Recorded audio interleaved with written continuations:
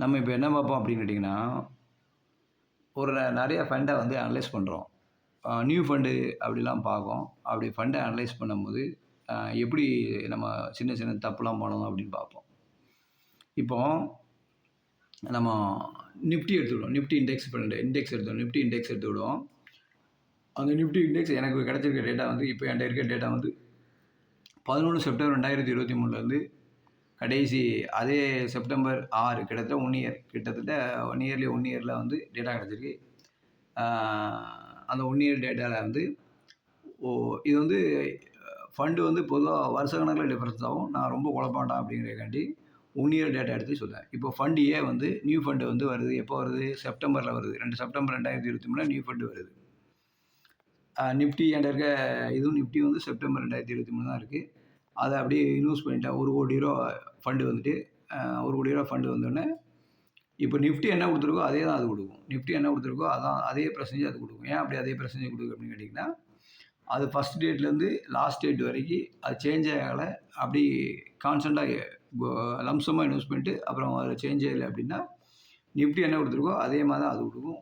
அந்த fund change ஆச்சுன்னா இந்த ரேஷியோ சேஞ்ச் ஆயிரும். இந்த பெர்சன்டேஜ் சேஞ்ச் ஆகும்.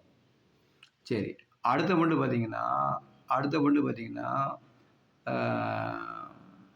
டிசம்பரில் லான்ச் ஆகுது. அடுத்த ஃபண்டு பி டிசம்பரில் லான்ச் ஆகுது. டிசம்பரில் லான்ச் ஆகி 1 crore லான்ச் ஆகிருக்கு. அடுத்த ஃபண்டு எப்போ லான்ச் ஆகுதுன்னு பார்த்தீங்கன்னா, ஃபண்டு சி வந்து மார்ச்சில் லான்ச் ஆகிருக்கு. இப்போ இந்த 3 ஃபண்டும் புதுசாக என்ன வந்திருக்கு வரும்போது, இந்த ஃபண்டுக்கு யூனிட் 500 யூனிட் கிடச்சிருக்கு. இந்த ஃபண்டுக்கு வந்து 476 யூனிட் தான் கிடச்சிருக்கு. இந்த ஃபண்டுக்கு வந்து 447 யூனிட்ஸ், அதாவது நிஃப்டி இண்டெக்ஸ் கிடச்சிருக்கு. இப்போ கரண்ட் வேல்யூ எடுத்து பார்த்தீங்கன்னா எல்லாத்தையுமே 2 யூனிட்ஸ் இன்ட்டு லாஸ்ட் என்ஏவி அப்படின்னு பெருக்கி பார்த்தீங்கன்னா 1,24,00,000, 1,18,00,000, 1,17,00,000 காட்டுது. அப்சல்யூட் ரிட்டர்ன் பார்த்தீங்கன்னா 24,00,000, 18,00,000, 11,00,000. இதான் பெஸ்ட் ஃபண்டு மாதிரி காணும். ஆனால் அது பெஸ்ட் ஃபண்டு கிடையாது. நம்ம சாதாரண மக்கள் வந்து இதான் பெஸ்ட் ஃபண்டு 24% கிடைச்சிருக்கு அப்படின்னு சொல்லுவாங்க. அது கிடையாது. அப்படி பார்த்தீங்கன்னா இது 24% கொடுத்த மாதிரி காட்டும். அதாவது 1 கோடிக்கு 24%, 1 கோடிக்கு 18னா 18%, 1 கோடிக்கு 11னா 11% கிடைச்சிங்க மாதிரி காட்டும். இது கிடையாது. ஏன்னா இது 1 வருஷம் இருக்குது. இது வந்து 9 மாதம் இருக்குது. இது வந்து கிட்டத்தட்ட 5 மாதம் 6 மாதம் அவ்வளோதான், அந்த டேட்டில் இருக்கும்.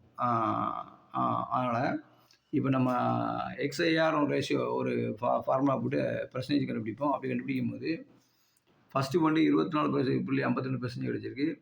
செகண்ட் ஃபண்டு 25.59% கிடைக்கு. தேர்ட் ஃபண்டு 24.39% கிடைச்சிருக்கு. அப்போ பெஸ்ட்டாக கொடுத்தது பி. ஏன்னா 6 மாதத்துலேயே அது நிறைய பெர்சன்டேஜ் கொடுத்தது. அதாவது அது எப்போ வந்துச்சுன்னா டிசம்பரில் வந்துச்சு. அதனால் 9 மாதத்தில் வந்திருக்கு. 9 மாதத்தில் வந்து நல்ல ரிட்டர்ன் கொடுத்துருக்கு. 9 மாதத்தில் வந்து 25.59% கொடுத்துருக்கு. அதான் பெஸ்ட் ஃபண்டு. அடுத்தது ஏ தான் பெஸ்ட் ஃபண்டு. அடுத்தது பி பெஸ்ட் ஃபண்டு. அப்போ வெறும் ரிட்டர்னை வச்சு ஒரு ஃபண்டு மேனேஜர் ஒஸ்துன்னு சொல்லிட முடியாது. ஏன் ஒஸ்துன்னு சொல்ல முடியாது அப்படின்னு கேட்டிங்கன்னா, அந்த ஃபண்டு லான்ச் ஆகிற டேட்டு, அந்த ஃபண்டு என்றைக்கு வெளியே வருதோ அந்த வெளியே வர டேட் அன்றைக்கி மார்க்கெட் லோவாக இருந்துச்சுன்னா அந்த ஃபண்டு வந்து ஹியூஜ் ரிட்டர்ன் காட்டும் அல்லது நிறைய ரிட்டர்ன் காட்டும். அந்த ஃபண்டோட கூட காட்டும். அப்போது ஒரு ஃபண்டு வெளியே வர டேட்டும் முக்கியம். சப்போஸ் மோசமான அதில் ஃபண்டு செலெக்ஷன் இருந்தால் கூட, மோசமான ஷேராக இருந்தால் கூட, அல்லது மோசமான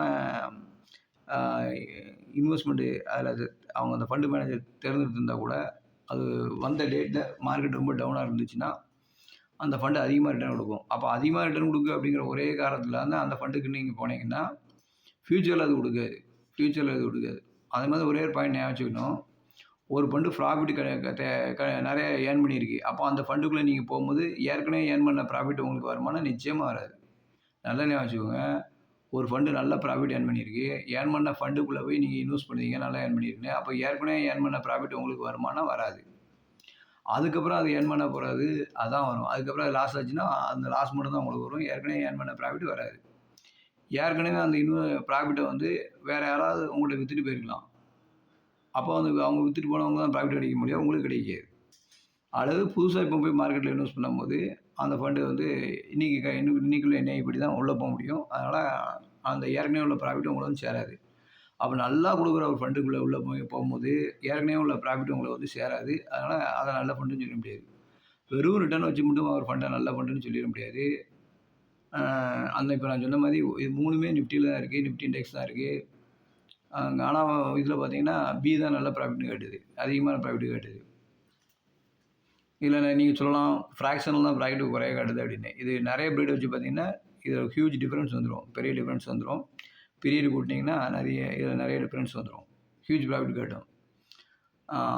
அதனால் ஒரு ஃபண்டு எப்போ வெளியே வந்திருக்கு, அதில் என்னென்ன ஷேர்ஸ்லாம் இருக்குது, அது என்ன டைப் ஆஃப் இன்வெஸ்ட்மெண்ட் இருக்குது, என்ன செக்டார் இருக்குது, அந்த ஃபண்டு மேனேஜர் எப்படிப்பட்ட ஆள், அதெல்லாம் நீங்கள் அனலைஸ் பண்ணணும். வெறும் ரிட்டர்னை மட்டும் பார்த்து முடிவு பண்ணிடக்கூடாது.